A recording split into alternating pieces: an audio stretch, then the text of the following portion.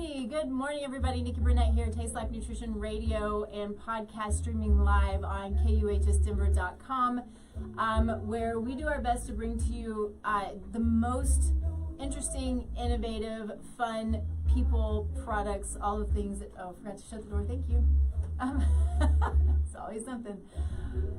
But people who are here to really to give, to serve, to do big things with their life, which I love, and to really make an impact. And so today we have Mark Fox, who is the inventor, oh goodness, of Vibe, which is a pulse, I'm gonna get this, is pulse electromagnetic frequency pocket device, which is super cool stuff. And we're gonna get into what all of that means. But first off, of course, Mark, I've been looking forward to this. Thanks so much for being here.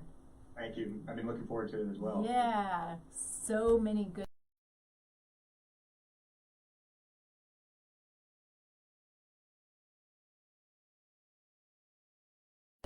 No, right? Frequency.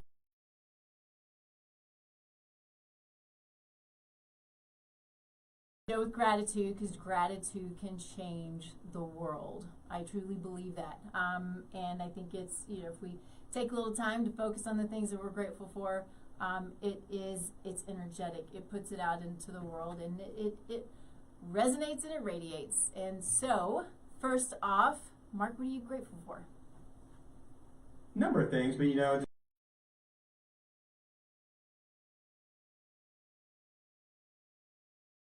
I'm 62 years old, and I had quite a few friends and stuff that passed, and it's like, that's all the bad news. The good news is, this is the first. My wife asked me, goes, how many companies have you started in the last 10 years? I'm like, I don't know. I don't even want to count them. It's like 12.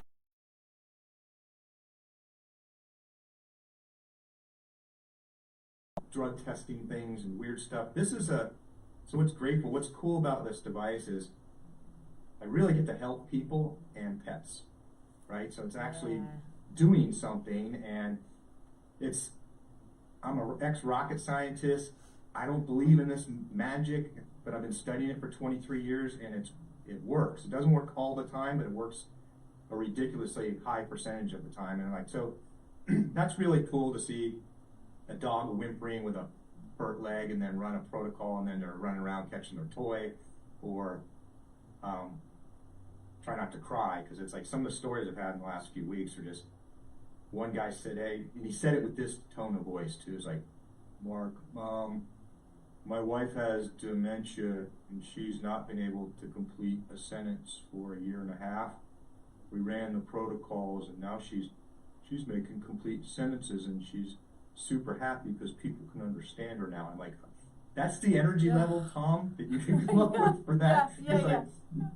I said, do you not want your wife to talk, or what do you, so yeah, stories like that, and there's tons of them with diabetes and blood sugar, and yeah, one of my favorite stories, if it doesn't raise the hair on your arms, you're not human, is a 17-year-old girl said, Mark, I've never had a date in my life. No boy will ask me out because I have Tourette's. I'm a monster. I get picked on all the time at school. It's awful. She goes, I ran the brain balancing protocol, and my Tourette's disappeared, and I have a date on Saturday night. Oh, amazing. And that was 2 years ago, and she's engaged to the guy now. Aww. I love stories like that.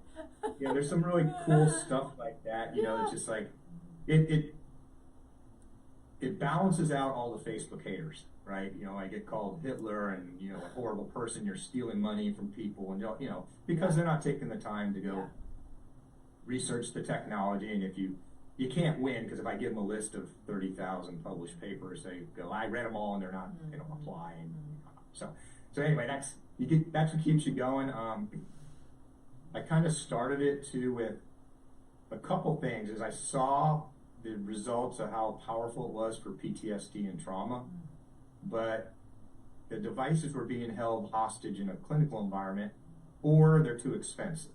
Like the cheapest other one out there right now, not to be named, like $7,000. So it's like, that's super frustrating that there's a solution for a super big problem.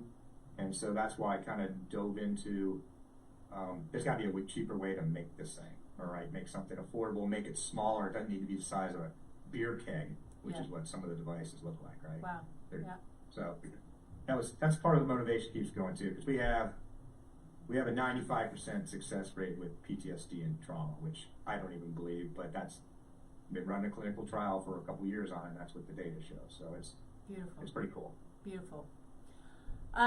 Well, I think for me, because I would just keep going on and on with what you're saying, but for me, what I'm grateful for, I think today I'm really grateful for the people who are like you and you, who are thinking outside of the box, doing things that really, you know, you're putting up with the BS of the haters and the non-researchers and you know, whatever it is, it's fine. People are going to have their opinions and their attitudes about things.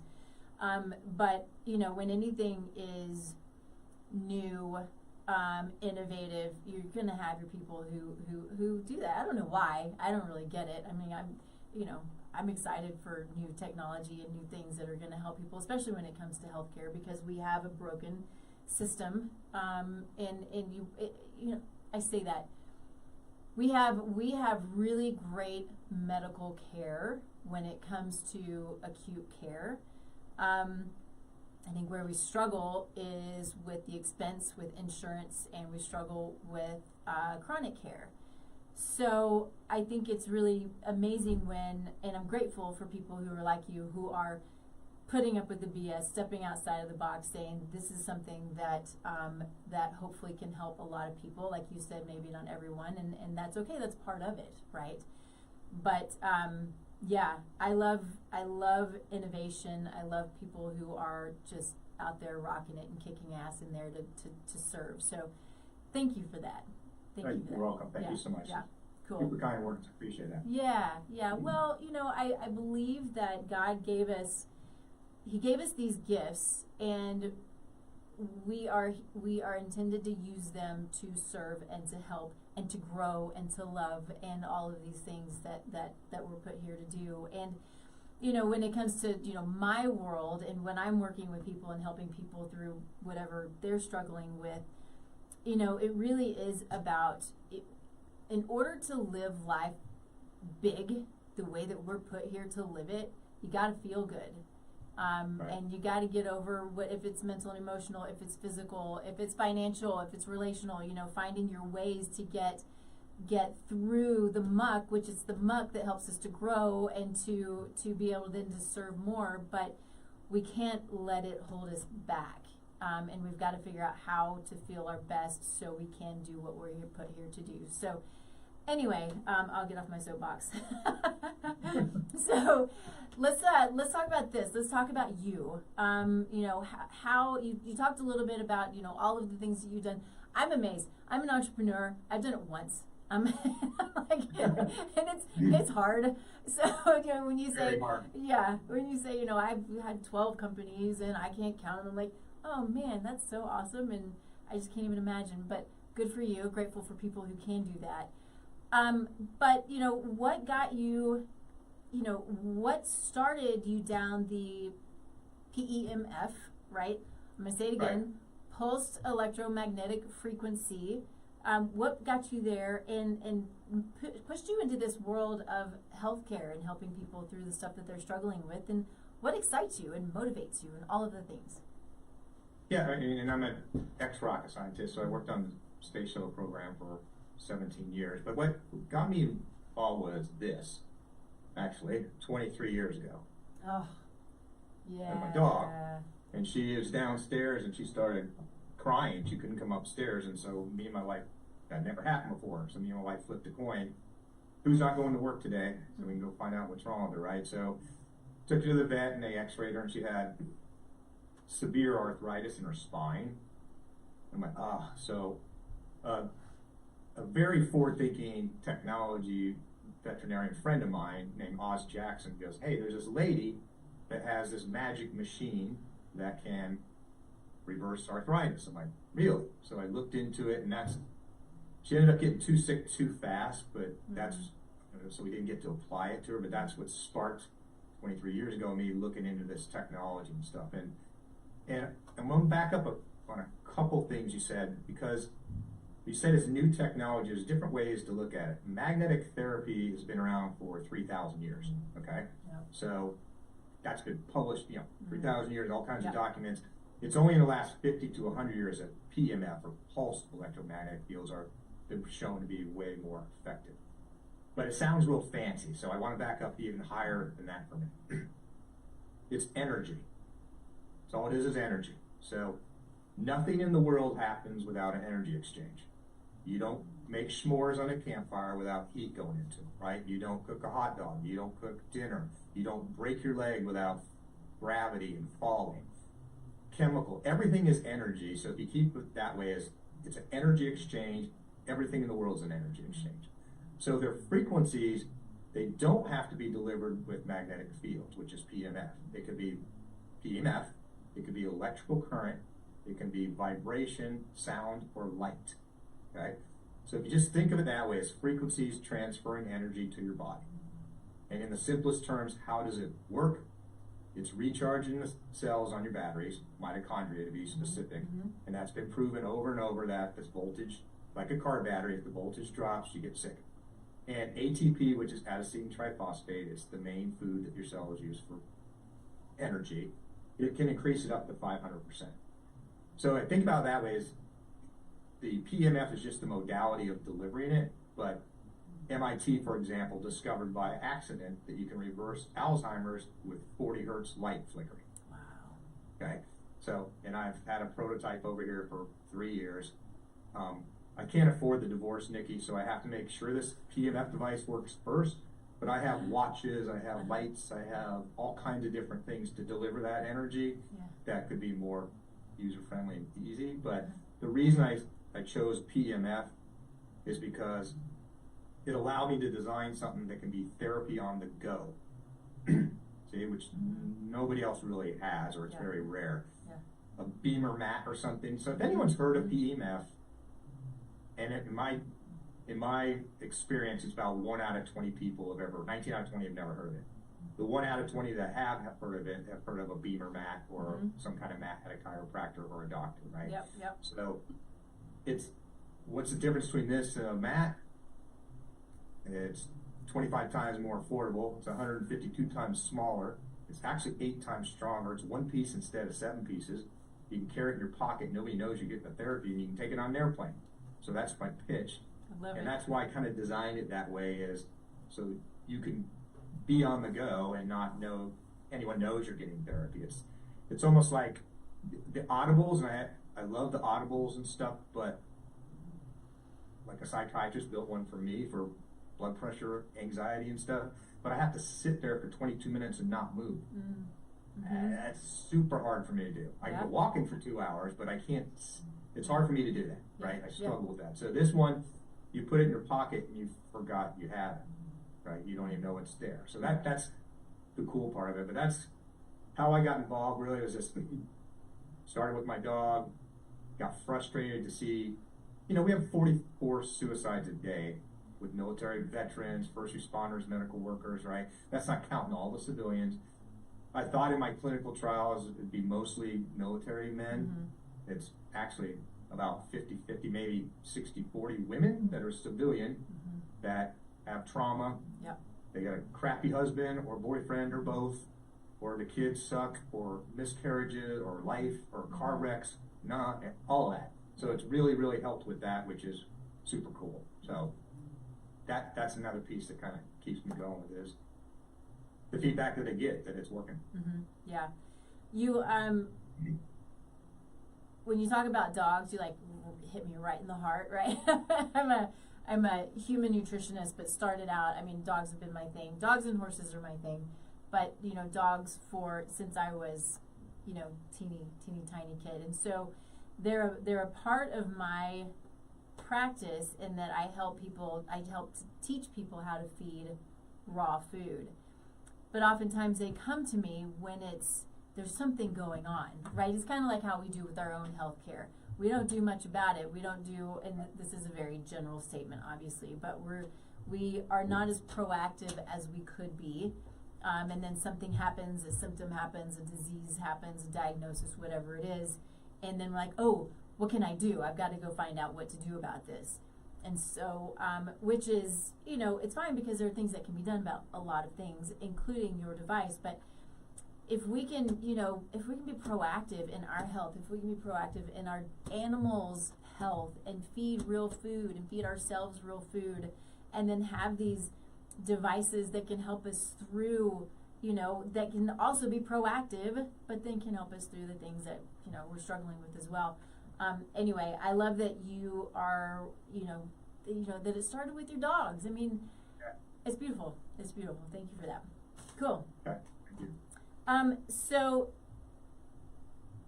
let's see. I'm trying to figure out. Let's talk about specifically about the frequencies, because what I know, you know, I talk a lot in, you know, in my world about electromagnetic frequencies. But usually it's not the good ones, right? It's our cell phones, it's the Wi-Fi. We have there are people we can look at testing. We can understand people's, at least in part, you know, their potential, right? Their epigenome, their potential for being more sensitive to our electromagnetic frequencies that are put out by, you know, cell phones and Wi-Fi and all of these different things. And we're surrounded by them, and some people are just really incredibly sensitive. And I think that even if we don't have the genetics for it or the variants for it, that it still has a potential of being damaging. What you are working with, though, is very different. And so can you explain that? I'll try, and I get asked this multiple times a day. So it is not very different, so it's identical from the standpoint of its light. Mm-hmm. Okay? So it's in the electromagnetic spectrum, just like 30 hertz is still an electromagnetic spectrum of gamma rays or something, or X-rays that are extremely dangerous, right? Mm-hmm. So there's a wide range. They're all light. The light bounces in the room, so it's all the same as far as frequencies. But so that's the first comment, because I get asked every day. The second one is all of these frequencies are between 1 and 1,000 hertz, which is extremely low. You mentioned a cell phone, that's millions of hertz. Millions, right? Okay.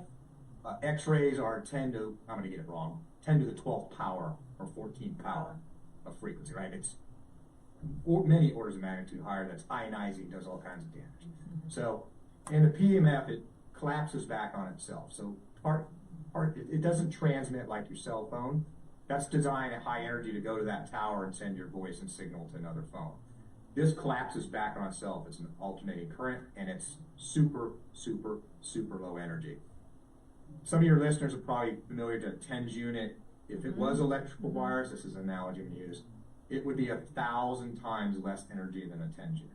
Wow. That's how interesting. Yeah, so if I could hook this up with electrical current, it'd be microamps, not milliamps. So it'd be 1,000 times less. Okay, so that's kind of the energy part of it. As far as the frequencies, everyone goes, what frequencies does it run at? Okay, so I'm going to oversimplify it. It's always run in a pair, frequency A and B, so think of it as a chord on a guitar. So it's a 2-string chord, and this is oversimplifying, but frequency A is where is it, B is what's wrong with it. That chords are going to change every 1 to 4 minutes, depending on what the protocol is and what's wrong with you. So each protocol is completely different. They range 30 to 2.5 hours, well, 30 minutes to 2.5 hours. Some of them, like PTSD, which is incredibly complex, is going through 76 frequency pairs, right? So it's not doing a sweep like a simple PEMF thing of 8 to 10 hertz. It's going through this very complex copyrighted protocols that I have, okay? Where they come from is 8,000 practitioners and 35 years playing with it, okay? So the other way, instead of a strings guitar, think of it as recipes and ingredients. I add a little oregano, I add some garlic, I take out thyme, right? I add something else, and I keep playing with the recipe to get it better. And you're still doing that. So that's what the protocols are. They're super, super, super, super low energy. The opening line that I talk about when it's going to kill me is electromagnetic. I go, if PEMF, low energy PEMF, was dangerous, everything on Earth would be dead. Because the Earth emits it constantly and has for 4.5 billion years, as far as we know.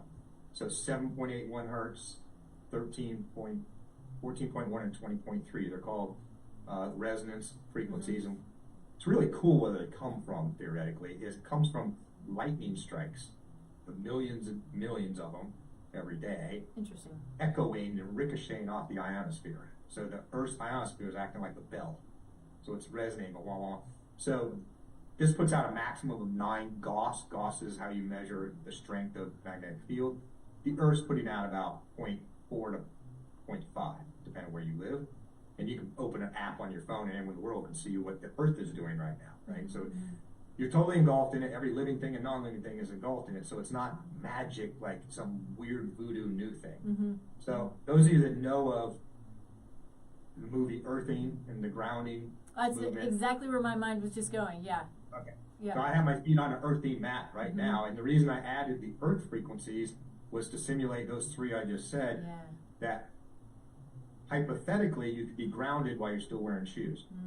That was my logic. I haven't proven that, but that's why I added 3 earth frequencies to the latest version. But yeah, so you think about it that way, grounding, and again, we said it's I got to get careful when I talk to doctors when they go, you prove the mechanism of action to me. I'm like, you don't know how aspirin works, okay? Get off your horse for a minute. You don't. You have a theory on how it works, and you don't know how any drug in the world works. You have theories, but you've never proven it.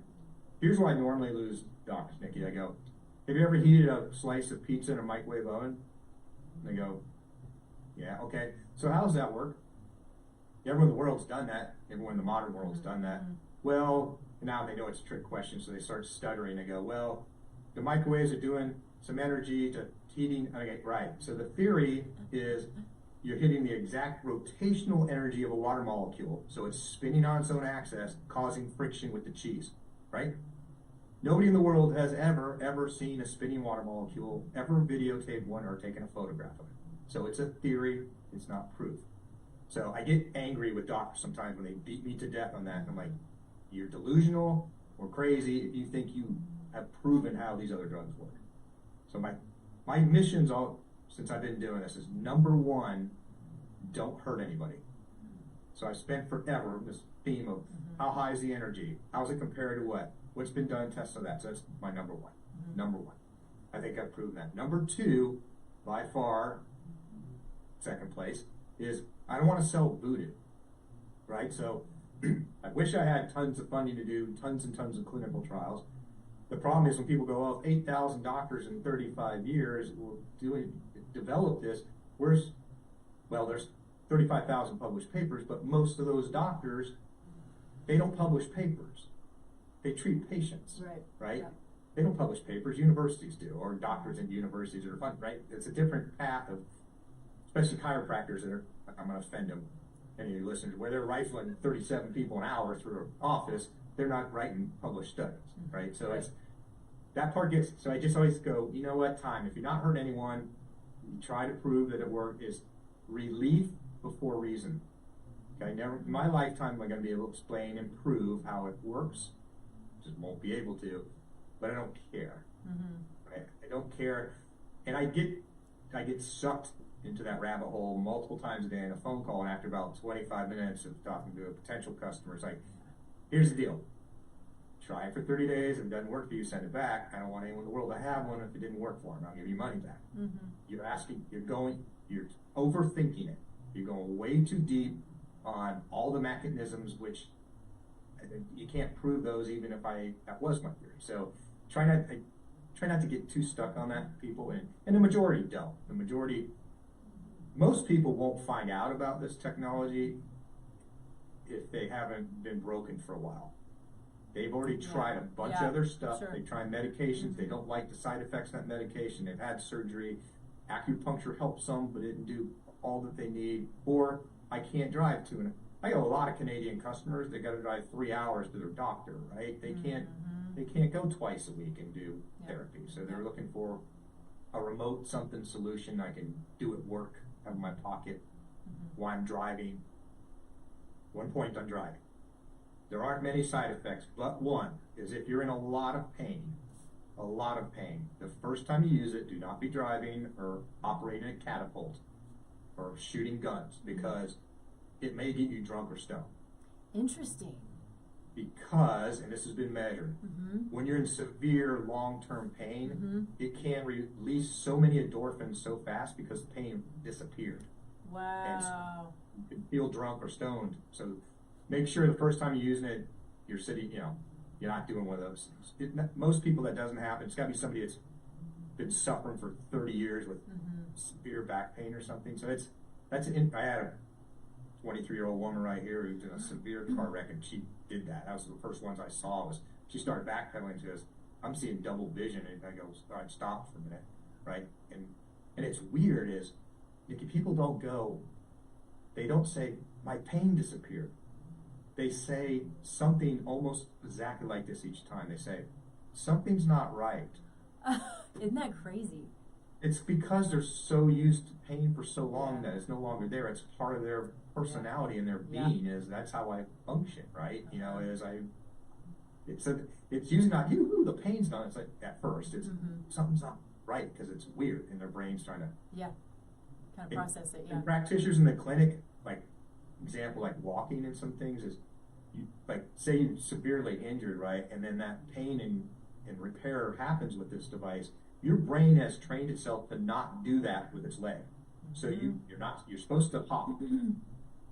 The doctors are teaching people to walk backwards with the moonwalk, like Michael Jackson doing weird things to reprogram the brain because their brain says, nope, you injured that thing and you're not allowed to use it. Yeah.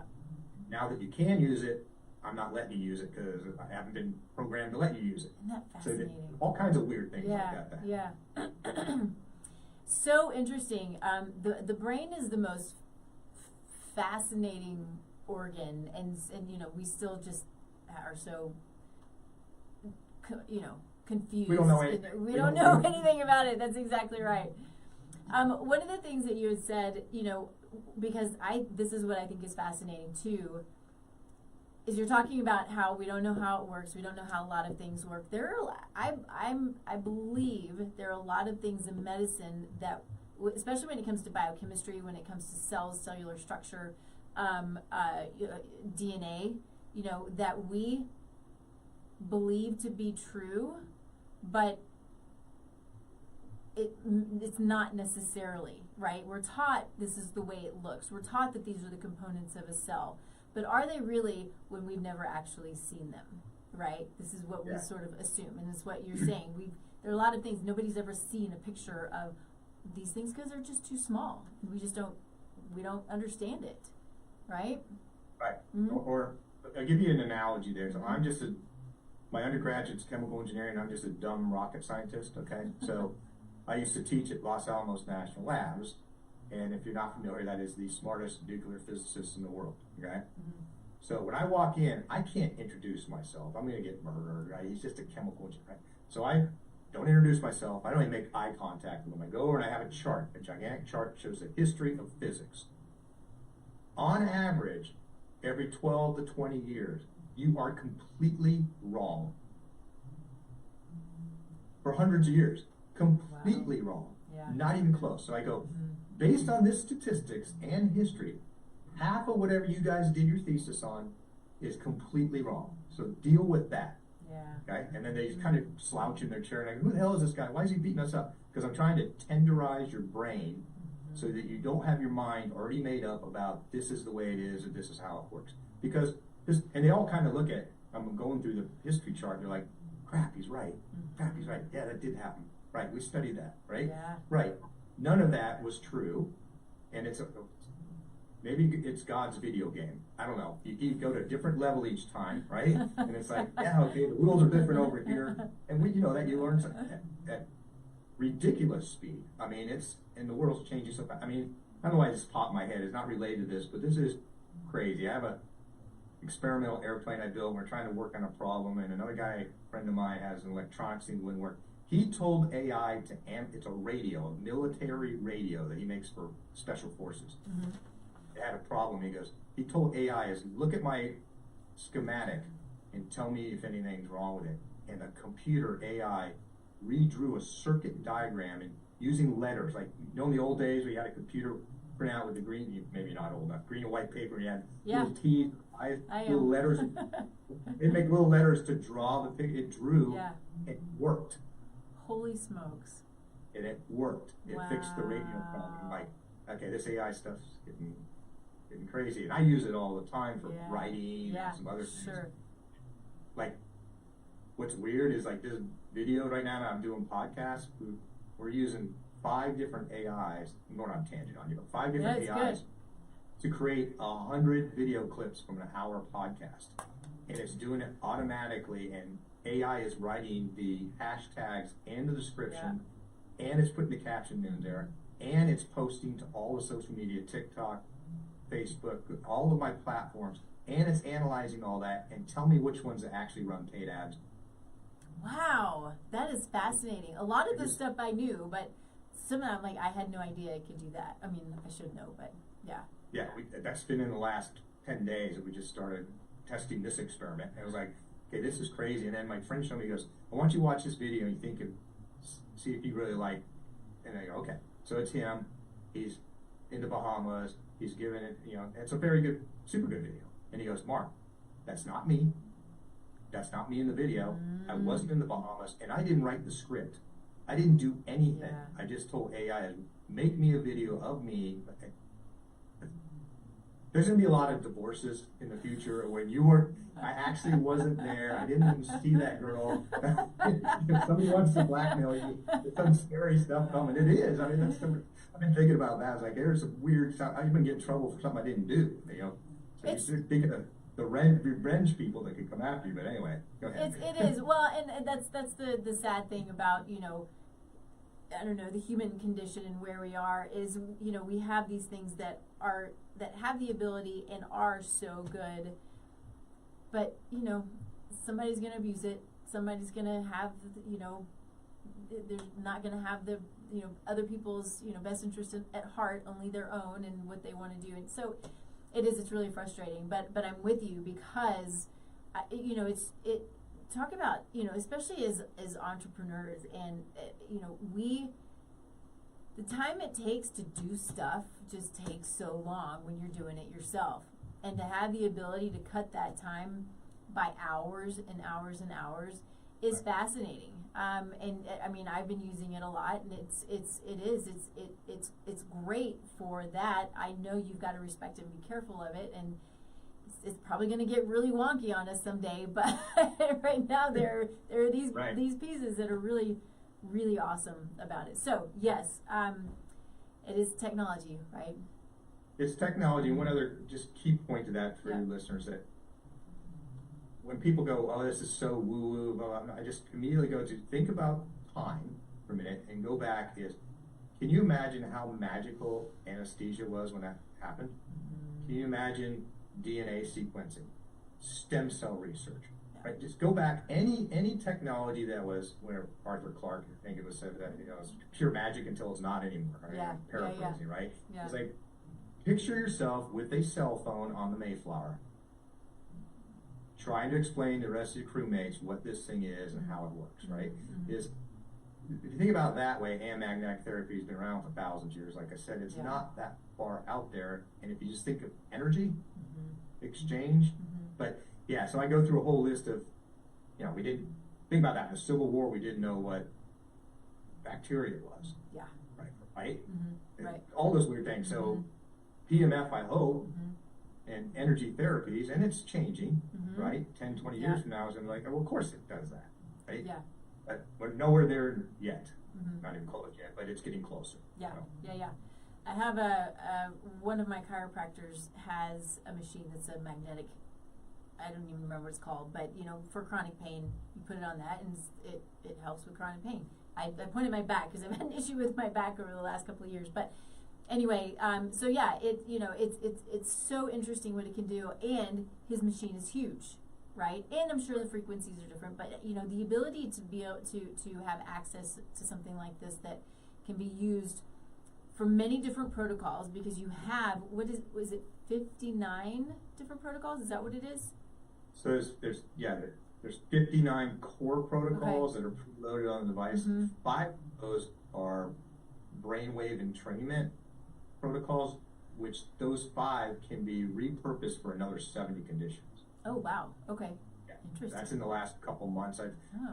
collaborated with some other PMF researchers, and it was between 1 and 30 hertz. I'm like, wait a minute, all of my brainwave stuff is between 1 and 30. Can we just expand the versatility of this program? And what I don't have on the core protocols is erectile dysfunction, but it's one of the expansion ones. So I'm getting a lot of Facebook conversions on that one, on erectile dysfunctions, right? There's several like that. There's some duplicates, but and they're coming at it from a different angle. There's one PMF self-proclaimed expert doctor out there.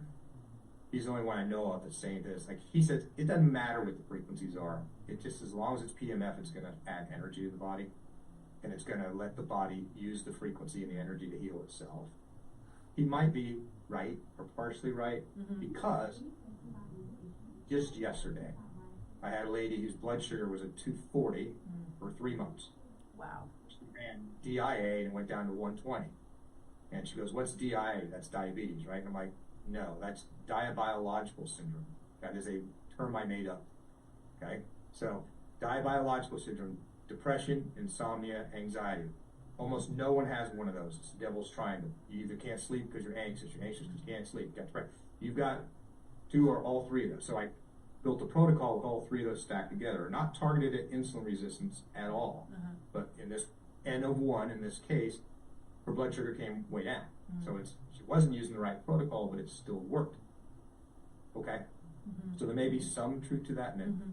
Any of you doctor people, your P factor wasn't below 0.05, all that? Okay. No, there's not. But you know what? Sample size doesn't, I'll tell you, sample size does not matter for the handful of 7-year-old women that found out they just ran general inflammation and their varicose veins in their legs disappeared. Right? Yeah. I'm like, where's the before and after pictures? Everyone, we didn't take any before pictures. We didn't think it would do that. Neither did I. Right? So I'm trying to do a varicose vein study now. Is take some before pictures, run it in after. So there's some magic stuff that still happens with it that, and it's cool. I mean, it doesn't, there's no side effects that we know of except drunk get stoned, or 2 minor ones. If it makes you feel nauseous, it most likely means you have an infection. Or an impacted tooth or in your toe, and you just don't know it. In the theory is when you're running general inflammation, it's reducing the inflammation around where that badness is, which may allow some of it to go in your bloodstream. Or if you're so toxic, you got to detox. It's almost, this is probably in 3 to 5% of my customers, maybe not that much, maybe 2 to 3. First couple sessions, they'll feel worse, right? And I'll go, and it's hard for me to say stick with it because I don't want you to do it if it's making you feel bad. But then it's like, if you can do that, stick with it, and then almost every time then they feel better. So I don't know the phenomena exactly, if it, I'm measuring toxins or being released or what, but that has happened a few times. But so it is not an exact science, but like any medicine, and this isn't medicine because I'm not a doctor. I don't treat, diagnose, cure anything, right? Yep. So, but it's, like I said, it's not hurting anyone. Anyway, so it's it's fun. Yeah, no, it's amazing. I have so much on that because I work with people who are sick all the time, and they're sick from mycotoxin exposure, from environmental toxicants, from pesticides, herbicides, glyphosate, from heavy metals. We can go on and on and on with. I run these labs all the time on people who are suffering with chronic exposures.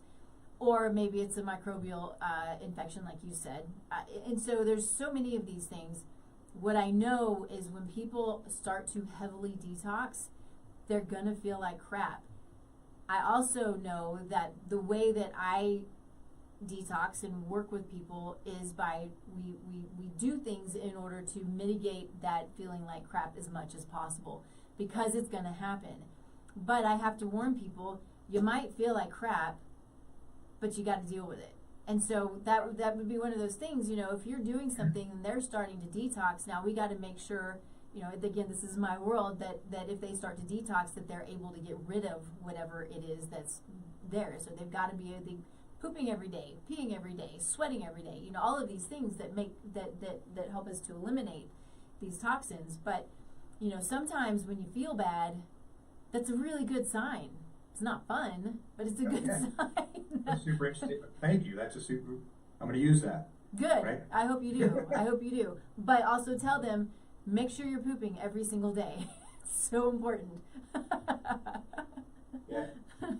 We have a constipation protocol too, and I had this one lady on a webcam. She goes, "Yeah, I use it for this, and I use it for that." And oh, and her eyes get this big. The constipation one works. I love it. Yeah. I love it. That's so cool. So I want to get back because I have a question about the erectile dysfunction one. Do you have a cardiovascular protocol? I have heart health. Okay. Which is in general, right? So, and it's, again, I'm not a doctor where it came from as 8,000, and they kind of put a whole bunch of thing into that protocol. They were treating all kinds of different stuff for hearts, and it's like, so I'm going to put 30 hertz and 116 mixed together. I'm making the numbers up because I don't know off my top of my head. 24 and 242 for this piece. Well, they may have this problem with the valve. They may have this with the, I'm going to get it wrong, but the electrical energy vortex that's going around with it. So let's do this with the energy thing, right? So they play with all those pieces of heart, and there's several videos on YouTube. People can go to research is looking at coagulated blood flow. Right? I'm going to say the medical terms wrong, but they're all clumped together, the blood cells, right? Right, and you run PEMF, and suddenly they're all separated and flowing. Nice, yeah. Right. So just that in general is getting better blood flow, better oxygenation of the blood, right, and reaching further in the body and that type of thing. So all that's kind of, my understanding, is combined into that heart health. Yeah. Right. I asked the question because I think that something that a lot of men don't realize is that when they're suffering with erectile dysfunction, a lot of times it's because of cardiovascular issues that are unknown. And so it's interesting for me to think, well, what if somebody's, you've got a man, and hormones can be involved, and there are a lot of things that can be involved in this, right? But I think so often, I'm going to probably go a little deeper than I should, but I can't help it. But we've got the beer drinkers, we've got the belly with this excessive, adipose tissue that starts to produce estrogen, and then these men go into converting their testosterone to estrogen, which is obviously going to create erectile dysfunction, likely anyway, and all kinds of other stuff. But all of that stuff also is inflammatory and is going to affect the cardiovascular system. So you've got all of these double whammies going on. What if then you work with somebody who says, okay, I've got erectile dysfunction. They have no idea that there's also potential cardiovascular issue. You put them on a cardiovascular protocol, and it works with it helps their erectile dysfunction. Yeah, I mean, that could very well be, again, say fourth time, I'm not a doctor, but here's what happens multiple times a day to me. And I get an email that says, will this help with RSMG? And I'm like, don't know what that is. I've learned to get a cold drink before I go Google it because you can't unsee the pictures, right? So I type in whatever it is, and I go, what am I looking at? And then I read the little Wikipedia thing to the side. It usually takes 15 to 20 seconds. And I said, what's the underlying cause of this? Many, many, many times it's inflammation, right? It's just, there's a million Latin words you guys made up for that part of inflammation in your thyroid, neck, ear, whatever. Brain. It's part of the, right? So it's that, toxicity, liver, cardiovascular stuff, health thing, right? So general inflammation is like the biggest one used. But there's a handful of kidney and liver protocols I have. It's like, so I have to go, it's not functioning right. And then I just tell people, I don't know, right? So try this. I had an example, lady goes, it only happens like every other week, but when it happens, I itch my arms so badly that I can't stop bleeding, and it's uncontrollable. It's debilitating. What is it? I'm like, no, I'm not a doctor, but try general inflammation because that's the go-to. It sounds like maybe some kind of allergy, so run allergy. So she ran both of those and it went away. So we have a name for that one, right? So but it is weird, and I gotta be careful because I get more and more people going, I need an answer for this, this, this, this, and this. I'm like, I'm not a doctor. I'm just telling you stuff you can go try with it, and it's because the FDA, FTC, any three-letter acronym, the reason they can come shut me down for no reason or any reason. The reason I don't mention COVID even though the flu protocol works great, okay? I don't want the black SUVs showing up and hauling me away, right? Because I made COVID claims, right? So the biggest thing I have by far is video testimonials of customers, and my logic, and it may be completely flawed, but my logic is First Amendment rights. A customer is allowed to say what happened in his own experience, and I'm allowed to show that video. Now, the problem is, a friend I've known since kindergarten sums it up perfectly. Mark, I'd rather give you a video, I'd rather give you a kidney than a video. That's how hard it is to get people to give you. And everyone goes, just use the written testimonials. Well, no one believes them. All the Facebook haters are like, you made it up on your own. What's funny, this, with the Facebook haters go there one tangent, because this made me laugh so hard last week. One Facebook hater wrote, the thing that surprises me most about this company is the unlimited manpower and resources they have to continually create shrill, fake Facebook accounts to complement themselves. I died of laughter. The company's me and a fish behind me, right? I don't have any investors or fun. It's like, I'm bootstrapping this from my retirement savings. That is so funny that there's enough positive comments on Facebook now that this guy is convinced they're all fake. And I have all these fake accounts I created. I'm like, I don't even know how to do that. Who has the time? I don't know. It's like, just crack me up. I go, and I told my wife like 4 months ago, if I get to the point where there's people that start fighting for me on Facebook, like, screw you, Steve, I got one of these, it's working for me, then I'm starting to win, and now that's happening. I'm getting quite a few people. I don't block them unless they're awful. I don't block them anymore, and I just wait and see if somebody else beats them up. Says, do you have one of these? Do you know? And then they just shut up. That's awesome. No, that's awesome. I love that. I think that so often when things go wrong with our bodies, right, we are looking for a diagnosis. So this is going back to what you were saying, people are asking, why is this and what's going on? Where it's like we're conditioned to go to our doctor and say, tell me what the name of this is. I like to think that it's important for us to get away from that, because I think often we can take on that diagnosis, like it's who I am, when that's not the case, when we have, because of epigenetics, we have the ability to change our situation. We have the ability to, in a lot of ways, right? There are, things happen. Right.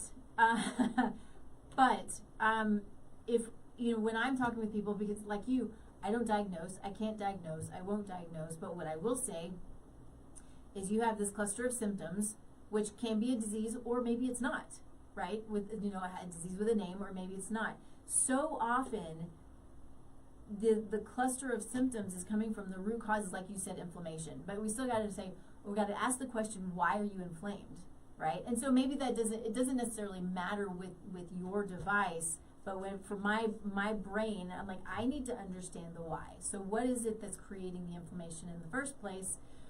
And it doesn't mean we're going to diagnose or find, the name of what this is. It means we're going to address your symptoms by figuring out the best that we can, the root cause, by testing, by looking at your genetics, all of the things that we have access to that we can do to address what it is, so the body can do its job on its own. So we use something like what you have, because I saw this on your website. It doesn't get rid of parasites, right? And so often the cause of inflammation is parasites, it's microbes, it's these things. But if we can address the inflammatory response and address the symptoms, while we're also then addressing, the parasites and doing antimicrobials and all of these things, like the stories and the pictures that I've seen, is woo!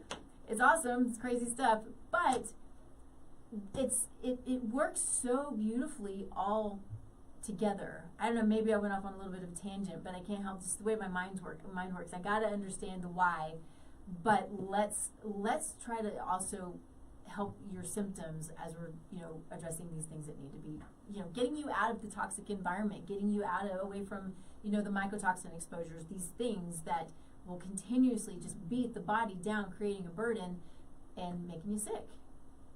One thing that you just made me think about with that, and I don't have that experience in the clinical environment with those that much of it, right? But there's a lot of doctors and people using these frequencies and technology that say, not only is it a therapy tool, it's a diagnostic tool, because if I run asthma on you and it doesn't help, it's probably not asthma causing it. It's something else. So they've been using it a lot like that way. It's like, this almost always works here, so let's dig a little deeper. There might be something else that's causing that. Yeah. Next thing about inflammation, I just came out with a little inflammation kit that's measuring cellular inflammation through urine. So you, okay, yeah. So I'm getting ready to make this video that take your urine and put it in any cup. Sitting right over here, you do it. See if I get some humor out of it. It's like, it's just going to say your boss's coffee cup on it. And I'm going to take the urine sample out of it and put it in the little vial. I'm not going to point that out. I'm just going to leave it in the video. But it's just a little color chart that you're looking at before and after. So I'm trying, as you know, in any therapy, the gold standard of measuring before and after is almost still always pain chart. I'm a 10. I'm the frowny crying thing, and I left as a 3. I came in as a 10. Or, right, it's self-reported subjective data, which is valid, but as much objective data as you can get. So that's what I'm trying to add to things. I wrongly believe that cortisol would correlate with PTSD and trauma. It does not. Okay, now I've spent a whole bunch of time and money on. So I ran the largest no-kill, you like dogs, the largest no-kill dog rescue in the world is here in Florida. I ran a gigantic study with infusing water with PTSD and measuring cortisol in their saliva. We got some good results, but it wasn't what I was expecting. I dove into it more and more with the Veterans Administration and the PTSD office, and they're like, nope, cortisol, you'd think stress went up, cortisol went up. Not true with PTSD and trauma. Okay. PTSD, they have a low cortisol to start with, and it stays there. The biomarker for PTSD is heart rate variability. Okay. And it's the opposite of what I thought. You want the heart rate variability to go up to be more healthy, not down. So it's not heart rate, it's heart rate variability. So that is the one biomarker there, everyone agrees with that. So I'm constantly trying to find, prove it works, number 2, voodoo. I want to sell voodoo. A Fitbit, Oura Rings, they're too expensive because I tried to get a bunch of them. But a Fitbit Inspire 3 is like $80, and it has heart rate variability, stress, sleep, right? So there's some biomarkers like that. It's just sleep alone. Whatever your ailment was and protocols you're on, are you sleeping longer now? Right? So that's a marker too, is like, or more REM sleep. So there's all those things I'm trying to add, but again, there's me and the fish funding this. I can't do a whole ton of studies, although I want to. Yeah. It's sad to say I have probably 4 or 5 studies with doctors going on, 30 to 60 day studies right now that have been over 2 years. They're not done yet. They just, they don't do studies, even though I gave them devices. It's like, I have diabetes, sleep, pain, all kinds of stuff that I'd love to collect more data so I can argue my P factor of 0.0007, right? What I have. So it's, one weird, so 95% success rate with PTSD, 2 out of 3 will be clinically and statistically significant. That's the great news. The only potential bad news, and this is really, I've spent a lot of time on this, almost half those people will tell me, yeah, I don't know if it helped me. I'm like, really? So this highest score you get on PTSD is an 80, which means you're as broken as you're going to get, right? Below 33, you don't have PTSD, okay? So I start doing Zoom calls with report cards because I'm not involved. It's their self-reporting before and after. And I go, you don't think it helped you at all? Nope. You reported a 72 30 days ago. You just now reported a 12. Nikki, they start crying, right? They forgot how bad they felt, right? And so I talk to psychiatrists and doctors all the time, and a whole bunch of people, like, one, because I was afraid of all these returns I'm going to get, which I haven't. It was like, they didn't think it worked, and they sent it back. And it's like, I have a friend I've known since kindergarten who's a chiropractor here in town. He's like, Mark, I videotape every new client because they come in on a walker. The next time they come in, they're on a cane. The next time they come in, they're holding a lap dog. And they'll go, I could always do this. And no, you couldn't. 2 months ago, you couldn't even walk. Right? So there's some mental thing that, and doctors are telling me, maybe you can confirm this, doesn't matter what drug it is, intervention, nothing. It happens all the time, Mark. People forget where they were and how bad they felt. And it's like, It's true. so that's a weird one I wasn't expecting, right? Yeah. But it's like, yeah, so anyway, that's a strange phenomenon that, like I said, I ran into, I wasn't expecting to happen. So. Yeah. Yeah, it's interesting. I have an assessment that I do periodically throughout time working with clients, so we both can track where they are, and because they don't remember. I think it's, I don't know, maybe it's a protective mechanism. I don't know. Yeah. I'm curious, going back to the cortisol levels in PTSD. Again, I can't help but to ask the questions, and I don't know if you know the answers, but what I see in practice is because I measure cortisol pretty regularly, and it's, throughout the day and in the evening. And so what I see with people who, there are those who are overly stressed and they're way high, right? Cortisol levels are really high. And then there are those who have gone beyond that point and they tank. My question for you is, when you say their cortisol levels are low or are they normal? Because my thought process is they've gone through their situation, their trauma, their junk, everything was spiked, and now they're in PTSD and they're tanked. Does that sound? What I'm getting, the feedback I'm getting from the doctors and stuff I've talked to, is that usually stress and cortisol do correlate. That's why I started down that path. If you're stressed more, the cortisol level is higher. And the doctors were inferring that themselves, but when they started to look at PTSD, if your brain was susceptible and it's got long-term PTSD, that isn't true, that when they diagnose them, it's still low cortisol. And when they get better, that hasn't really changed a whole lot. That's what I'm being told. So I don't know, but so it's like, for my purposes, once I heard that, I was like, dang it, I'm measuring the wrong thing, and I didn't dig much more into it. There's not a long line of doctors waiting to talk to me about what I'm doing, right? Because in cholesterol, I know more than, maybe not you, but almost any person you ever meet in your life. I've done all the research, I have all the meta-analysis, but 99% of the doctors are like, I'm going to do what the American Medical Association tells me to do. I don't even want to read the report. I said, quit yelling at me about my LDL being 130. It's not bad. Thank you. Yes. Here's all the studies I've showed you. Here's a meta-analysis with 480,000 things that AI says it doesn't matter. HDL does, and triglycerides maybe, but that doesn't matter. And blood pressure, I want to know this one. If you're over 60, the healthiest you can be is 140 over 90. If you're 115 over 75, you're going to die. Right? That's what the stats show when you take the human factor out of the analysis. So there's all kinds. So yes, I am that person where I walk into a new doctor and they start their routine. I go, time out. You're not doing crap until you get my presentation. First of all, here's my blood pressure for the last 4 years. So do not call the ambulance when it's high. Okay? You're going to take it in a second. I'll pull the cuff off and go, you're not doing it yet. I need you to realize that this is my blood pressure normally. When you freak out, you're going to call 911 and start injecting me with something to try and kill me, right? It's actually a real fear, and I've got PTSD my whole life since I was 20. I almost didn't get in the Army because of one measurement. I'm a pilot, so you can lose your license ever if you exceed 145 over 92 or something like that. So I shouldn't even say this, but every commercial pilot that's got to be medical every 6 months, they know the system and how to lie with the doctor. The doctor will keep taking his blood pressure the whole time until he finally gets one reading that passes, because they're scared to death. I'm going to lose my career when I don't have high blood pressure. It's just freaked out about this thing could stop and I got to find a new job, right? So anyway, I went on a big soapbox tangent there, but that was my two pet peeves that I researched tons on, and it's so frustrating that I can't get a doctor to look at the thing I'm showing them. This says that doesn't matter.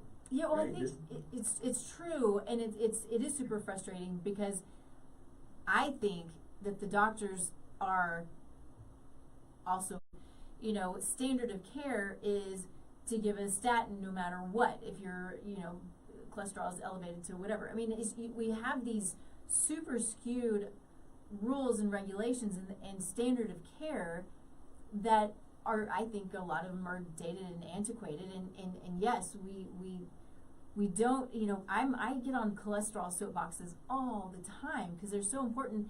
And when we're looking at these numbers, these aren't the numbers that are really telling us the information. We've got to look at a whole host of other cardiovascular numbers to really understand what this is, what's actually going on.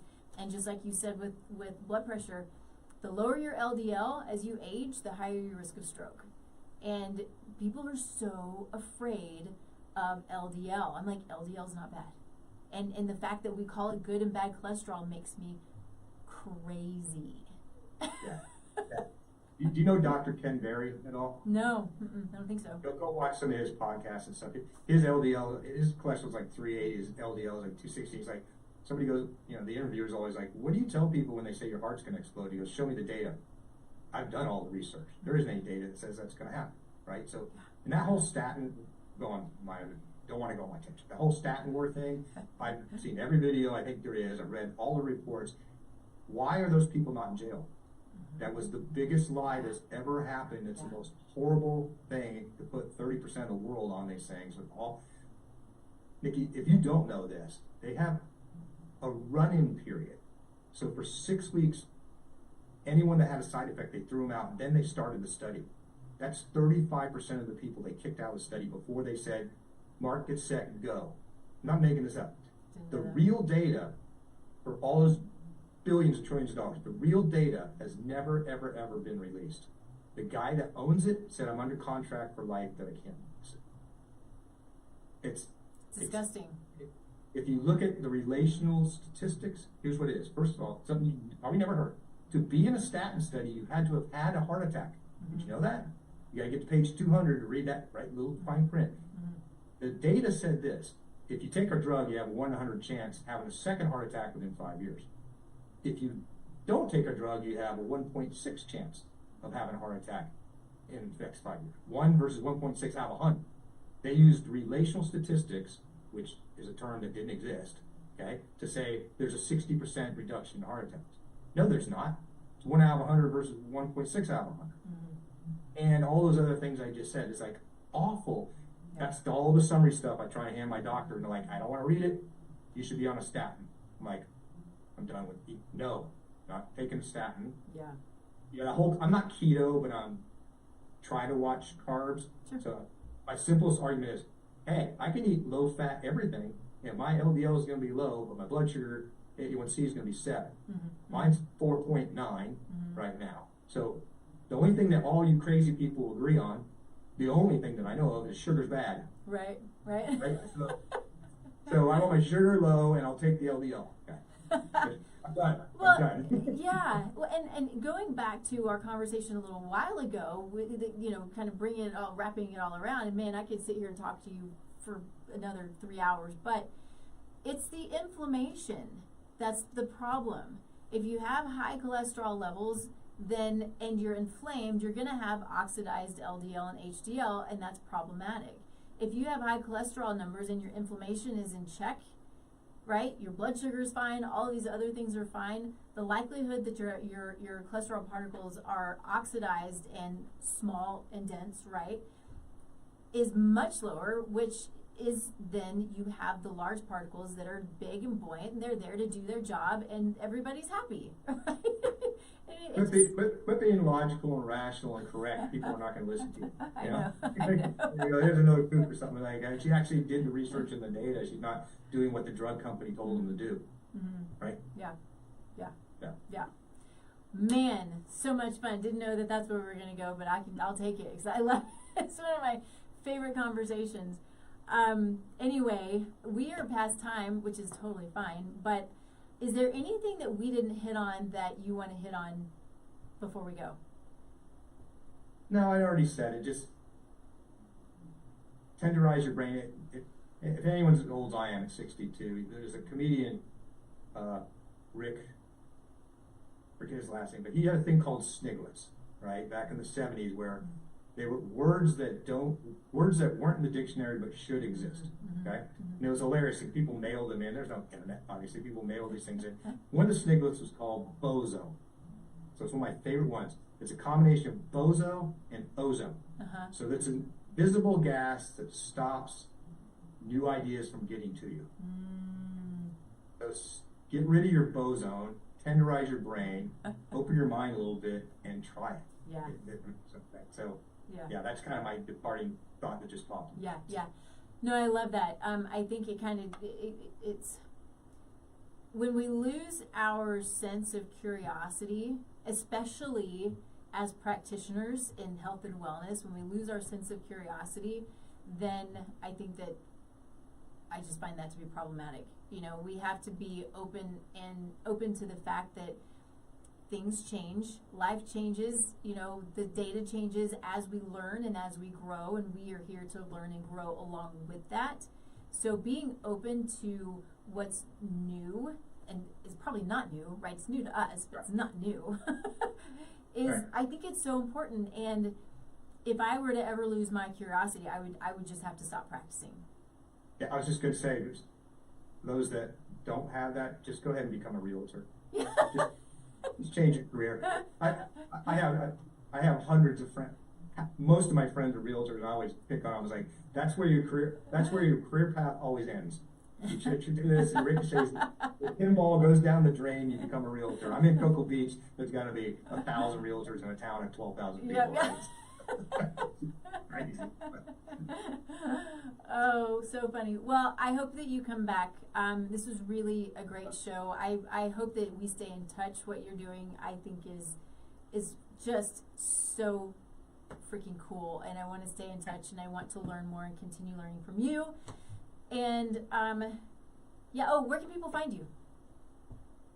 So it's Resona, RESONA, like resonance, short for that, Resona.health. But what we'll do is / I'll create a unique landing page for your listeners so they can go learn a ton more, and then we'll give them $150 off the thing. So it's like about $3.99. So you want to just call it, what do you want to call it? Resona.health / Nikki, or you want / what? Do either TLN or Taste Life Nutrition, probably. Either one of those is fine. TLN? Uh-huh. Yeah. Tango Lima November. Yeah. Yep. Yeah. Let's just do that. Resona.health / TLN. I'll have it up in an hour. That's great. Great. Will you send that to me in an email so I can then get it out to all of the places? Absolutely. Awesome. Of course. That would be great. Thank you so much for being here. And of course, thanks to all of you for hanging out with us. This was such a fun show. We'll definitely have Mark on again. You can find me, tastelifenutrition.com. You can find us here every Thursday, streaming live on KUHSdenver.com at 10 a.m. Mountain Time. So we'll be back here again next week. You can find me anywhere you find Taste Life Nutrition, right? So all the social media, the website, you can go to the website, fill out a free assessment. We'll chat about what your needs are, what your goals are. If I can help you, awesome. If there are other people who can help you with really cool technologies like Mark here, then we'll do that as well. So we also, of course, have Soulful Conception. I talk a lot about epigenetics. I can't help it. It's my heart. I think it's fascinating. It is the gift of free will. Epigenetics means that we are responsible for our health and our wellness for the most part, right? We have a lot of control over what we put in our mouth, in our body, and in our environment. And our health today impacts generations, hundreds of years ahead. So when we're trying to have families, being as healthy as possible is so important in creating a healthy future. We have so much control in that. And so I hope that if you have questions about that you'll reach out, or anything else, just reach out and we'll chat about it. So, all right, I'm going to get off here. Thanks everybody for being here. Mark, hang out with me here just for a second, okay? All right, thanks. Okay. Bye everybody.